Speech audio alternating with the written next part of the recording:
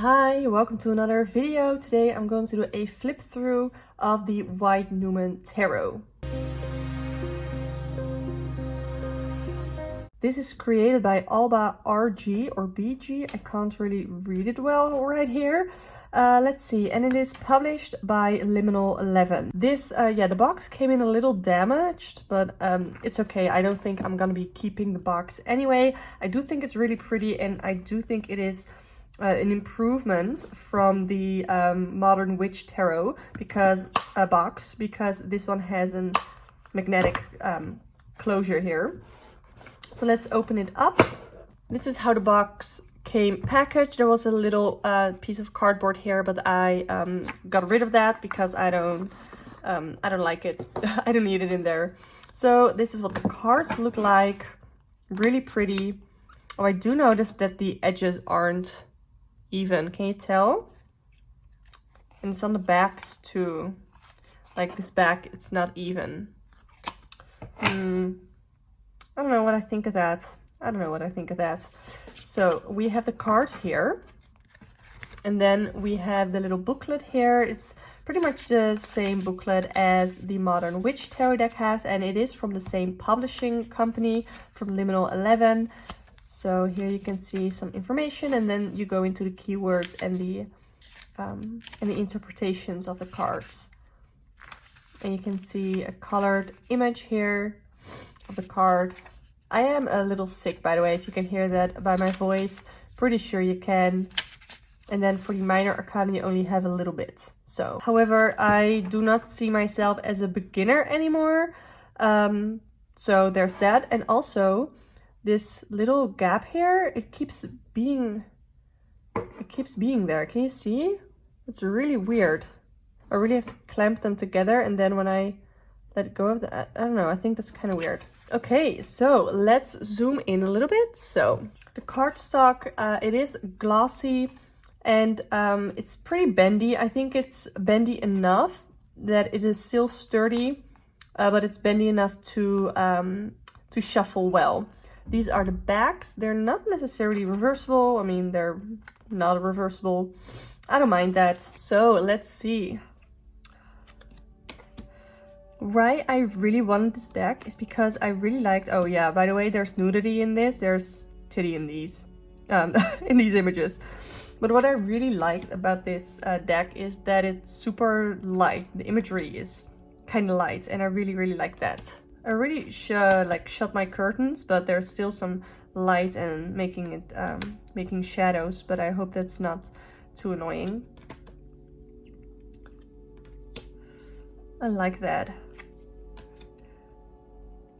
There's this is like equally, like, I don't know if it's equal, but there's both people and animals, or I don't know what this is. There's a lot of animals as well as people in these cards. Oh, the devil card. Oh, that death card. I like that. I think it's pretty. Oh, I think that's very interesting for a tower card. Oh, that's pretty.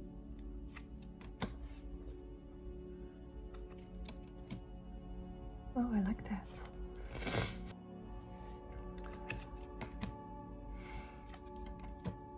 So we're in the Suit of Wands.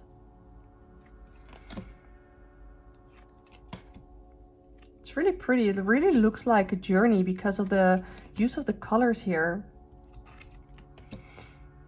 I like that. Oh, you can really see the overwhelm here, just trying to do too much. I like that. Oh, this reminds me of, so I'm a teacher and I have my diploma as like a Catholic teacher. So I know the story of the Holy Ghost, and this reminds me of that, of the story. I don't know what the holiday is called in English. In Dutch, it is Pinksteren. It's like 40 days after Easter. So that's what it reminds me of. That's so silly.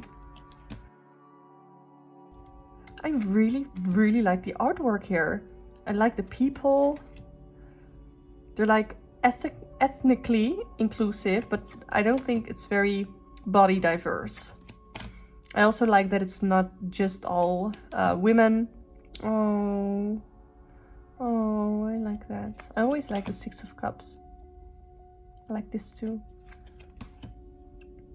So pretty.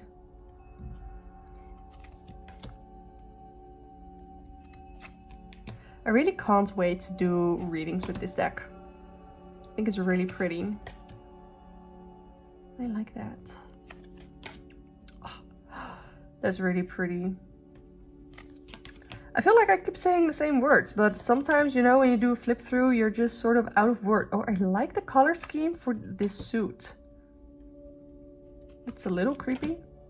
Oh, you're like, is this person the one who stabbed him with the swords, or is this the person who's trying to comfort them, or do they not know that this is the person who stabbed them? I don't know. A lot of options.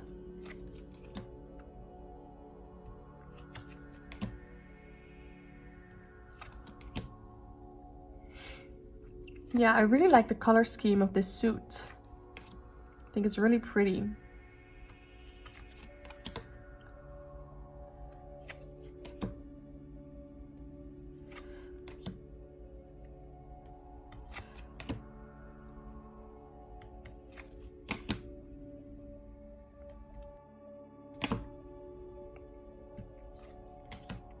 Oh, see, this is what I mean. Sometimes you have people, sometimes you have animals in the cards. I like that.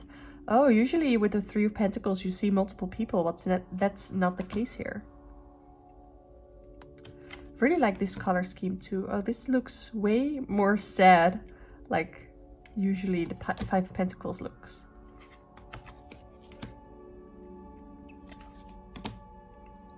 See again the animal, but this looks more like either a human with an animal head or a human with an animal mask.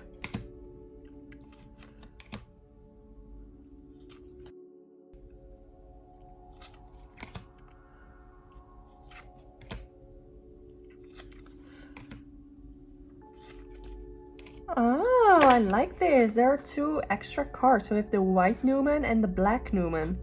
I like that. I'm really interested to see what they mean. Let's look at the cards.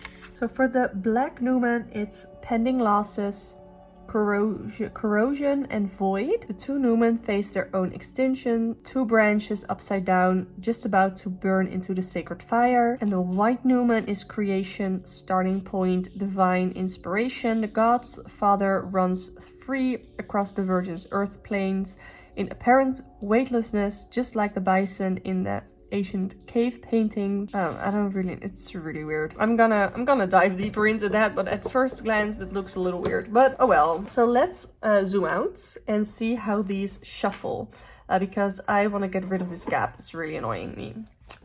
Okay, so they shuffle great. I thought they would, because the cardstock feels really nice. It's glossy enough that it slides really well, but it's not so glossy that it goes all over the place. It also doesn't stick together. Let's see. I do think that this is definitely a deck that I want to read reversals with. It shuffles really well like that too. So I'm actually gonna do a deck interview. First, I want to know, what is your essential energy? What is your essential energy?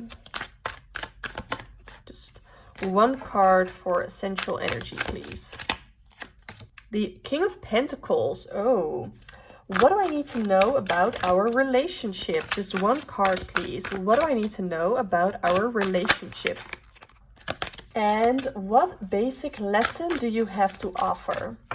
What basic lesson do you have to offer? Oh. So I just noticed now that the fonts on the major arcana is different from the minor arcana. Let's zoom in a bit. I really like how these look in a spread. So what is your essential energy? With the King of Pentacles, we have material. So I think this is a great, I hoped that this would be a great deck to read for love readings, but I think this is also a great deck to read for to use with career readings. We do have the King of Pentacles here. It's a card of career, of materials, of comfort as well. So that is the essential energies. I think it's a deck that is comfortable, but that would not shy away from sharing the message, but always in a helpful way. And I think this is a great deck to ask for advice.